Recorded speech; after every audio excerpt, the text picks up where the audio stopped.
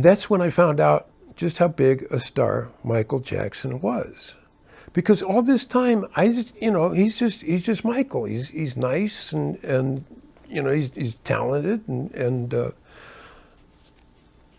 I loved Off the Wall, right? This is Off the Wall set all the records when it came out, selling 8 million copies, right? And this tour was really as much of a tour for Off the Wall as it was for Triumph, because we did a lot of songs from Off the Wall. Anyway, here's how I find out how big of a star Michael is that when we get to the airport, when we land in Memphis, there were 6,000 people waiting for us. Can you feel it?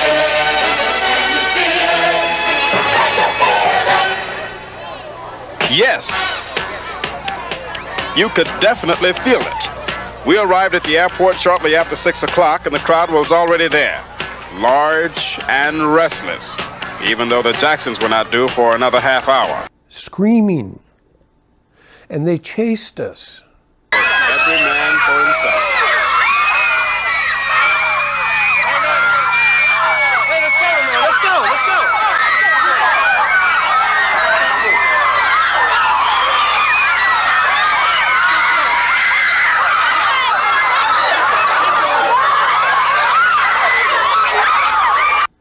I had been on a short tour with Stevie. Nobody chased him. They didn't scream. It was a completely different thing. It was the opening of A Hard Day's Night.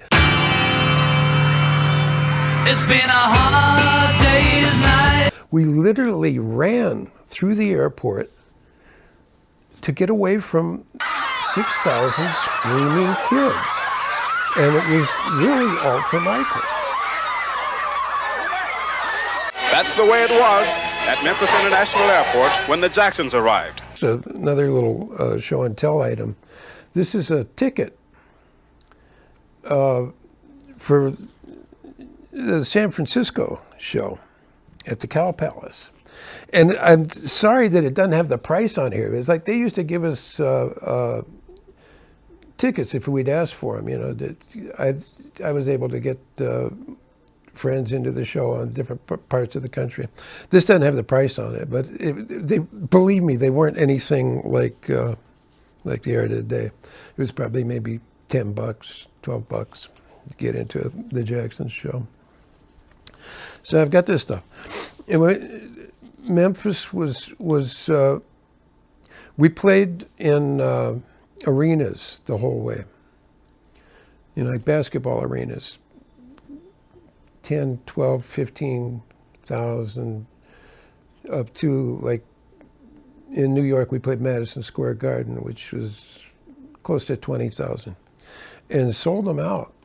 And it was mind-boggling. I had never played for crowds that size ever. But that was one of the benefits of rehearsing for 6 weeks, is I knew the show like the back of my hand. I didn't even have to think about it. And the way the stage was set up is there were 3 risers on this stage. And there was one just for the keyboards for me, and then another one for the drums, and then a third one for the horns. And then Michael and the brothers had the whole stage to themselves. And there was another keyboard setup down on the stage just below my setup that Randy had a grand piano, and he also had a Yamaha CS80 and maybe a Prophet 5. I can't remember what. We had all the keyboards that I needed. I mean, I requested them, and they were granted. It was. See if I can remember. I had a Rhodes suitcase piano on my left with a Mini-Moog sitting on top of it. Wasn't my Mini-Moog. I didn't have to take my own personal Mini-Moog. Then a Yamaha CP70 electric grand piano, which I didn't really like, but it did the job, with the Prophet 5 on top of that. And then on my right was a Yamaha CS80. And it was a good setup. And I'm like an octopus on some of those songs, because like I was saying, Heartbreak Hotel had so many different parts that you put copying the bass line in your left hand, do do do do do do do do, and having to jump up to the prophet to go baby do beat it, tweet it, tweet it. I'm a lover. Now I can't convince this girl there ain't no other. Someone evil to hurt my soul. Every smile's a triumph thought, and because you hurt me. Then that man next door had told he's been here in tears for 15 years. This is carrying me.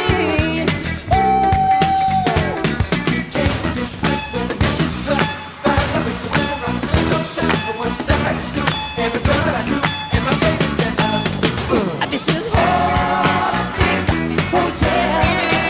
Welcome to Heartbreak Hotel. So evil Heartbreak Hotel. This place is... So to keep you busy. And it was fun.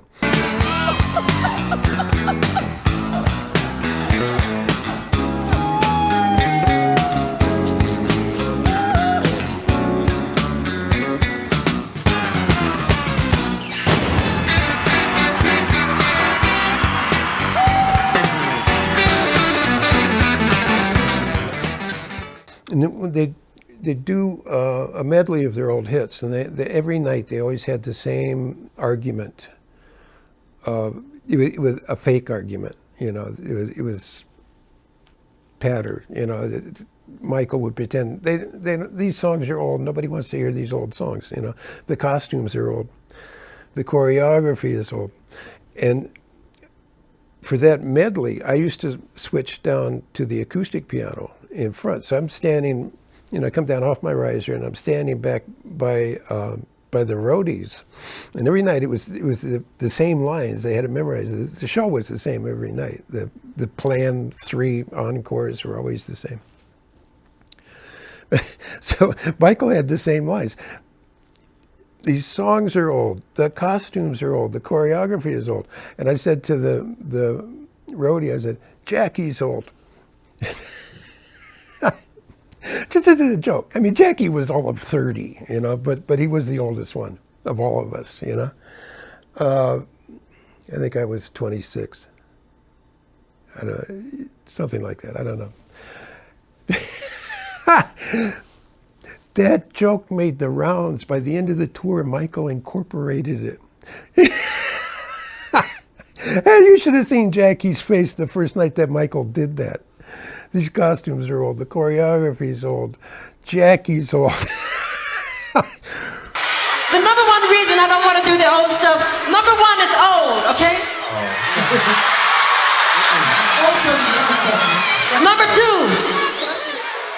Number two, the choreography is old. Jackie's old.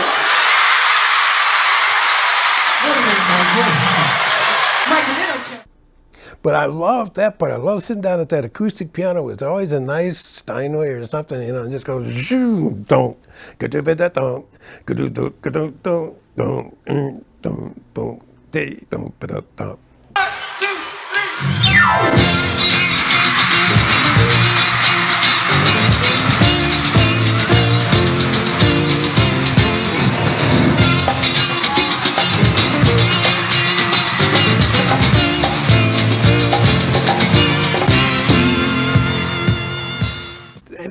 Those are great songs. I still like that song, you know? It's just good stuff. And the one thing about all that rehearsing is that I didn't have to really think about the music, and I could just watch. And it was one of the greatest things to have that vantage point, to just watch Michael every night. And my respect for him just grew by leaps and bounds, because we would all screw up. Everybody, we would all make mistakes. The only one time he made a mistake it wasn't really him making the mistake. It was the mixing engineer, the monitor engineer. There were 2 engineers for a show like that. You got a front of house guy, that's sitting at the console, this like 20 rows back from the stage. And then you've got another guy on stage, and his job is to mix the monitors. Back then, it was before the in-ear monitors. It was like everybody had a big wedge monitor in front of them, and they all get different feeds. And you could say, I need more bass, I need more drums, I need more, you know, whatever. This one night, Michael didn't have my keyboards in his monitor, and we're playing Don't Stop Till You Get Enough. And it's got that really important part at the end that is that clavinet part that I played on the Prophet. And it's baby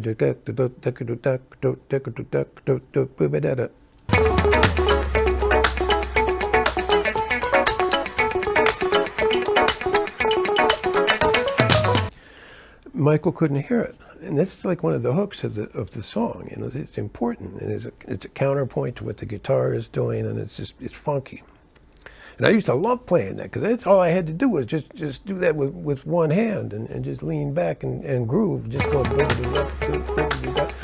This one night, it was Michael's birthday. We're in Indianapolis. I'll never forget this. Home state for them. It was Michael's birthday. And Michael calls my name in the middle of the song, Bill. And I'm, what? And he makes motions like keyboard. And I make a motion back at him to go, yeah, I'm playing. And then he shouts again, shouts my name, Bill. And I, what? And he starts singing the part. He's going, beep, beep, beep, beep, beep. And I'm going, I'm playing it. I was furious because I'm playing the part. I'm doing it.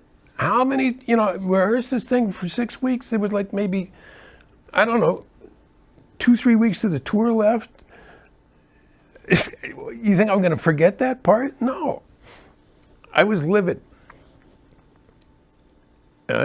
We came off the stage. I said, I'm going to go talk to him, tell him that I was doing that. But everyone said, no, it's his birthday. Don't do that. No, don't. Everybody was scared to death that I was going to go confront Michael. I wasn't going to, you know, I wasn't angry at him, but I was angry. But I wanted him to know that I was doing my part, that it was the mixing engineer, the monitor mixer. So I went over to his hotel, which I could look up thanks to Jerry Stickles, and pounded on his door. And he was on the phone. He said, wait, Liza, someone's at the door. He was talking to Liza Minnelli, for crying out loud. And he said, well, Bill, what's going on? And I said, I just wanted you to know that I was playing my part. The monitor engineer didn't have my keyboards in your monitor.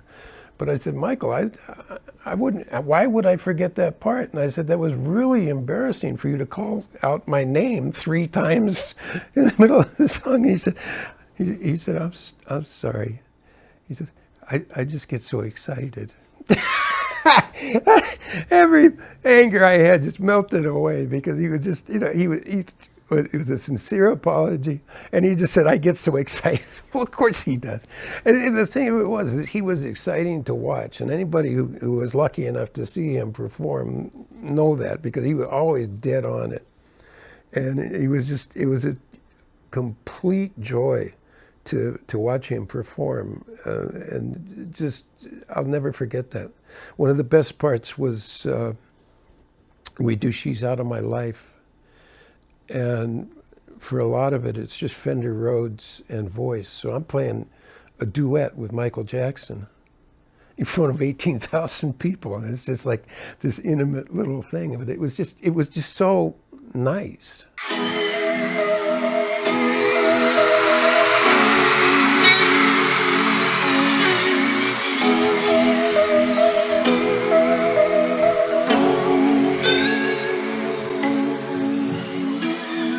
She's out of my life.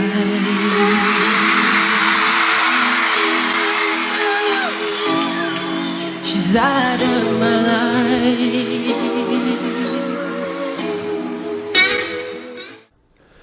There was one time in a, you know, we'd do a sound check, and then they always got to stop for some reason because it's the they got to fix something. So I just started playing I Can't Help It from Off the Wall, that song that Stevie wrote and gave to him. Looking in my mirror took me by surprise. And Michael came zooming over when I'm playing that. I'm just going, doo, doo, doo, doo, you know. And he starts singing it. So again, I'm doing this duet, this song that I love. I love that song because it's so Stevie, and with Michael singing it, it's just you know, one of the greatest songs. I can't help it if I wanted to. And so we went through a whole verse and a chorus of that song, just on the Rhodes, and him standing there singing it, and gathered a crowd, people listening. And then it was time to get back to the sound check, and I told Michael, I said, we should do that song. And he said, I wish we could. Got kind of a sad, faraway look on his eye. But it had too many hits, you know, and the fans want to hear the hits. And if I had been bolder, I would have said, let's drop the song about the rat. Because I don't, you know, it was a huge hit for him. It was his first solo hit, but I hate that song. It's a dopey song, Ben. I can't stand it to this day. But if it had been up to me, I would have dropped the song about the rat and put in. But you know, I mean, that's the thing. Is he concerned about covering all the hits and didn't want anybody to come away from the concert feeling like they didn't hear the song about the rat. I don't think anybody went home and said he didn't do I Can't Help It, you know, because that's like a deep cut on Off the Wall. But it's just so gorgeous. It's just such a good song. I mean, that combination of Stevie Wonder and Michael Jackson, that's, you know, those are my guys. They, you know, without them, I don't know what my music would have been. And why are those two guys that I called up to do guest appearances on my album? Well, mostly because I wanted their names. But it was also because I feel like I learned so much, you know. I actually learned a lot working with Michael, and with Stevie it was absurd. It was you know, Greg Phillinghane says it was like the University of Stevie Wonder, and it was the same for me. I learned more about music from him in that time than I did the whole time I went to college. So that's a lot of talk about the tour. I got more stories about it, and we'll do that another time. But it was a crazy experience. It was a lot of fun. I used to argue with Jackie about the tempos. And again, I'm not putting shade on Jackie. Jackie was a good guy. He was nice. But for some reason, he got assigned the job of counting off the songs when that should have been the drummer's job. Sugarfoot should have done that. Because Jackie would get too excited, and he's calling off like these bebop tempos. And if you listen to that live record, the tempos are absurd.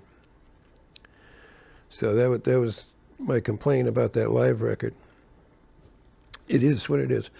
But that tour happened, and it was successful, and I'm glad I did it. So there it is.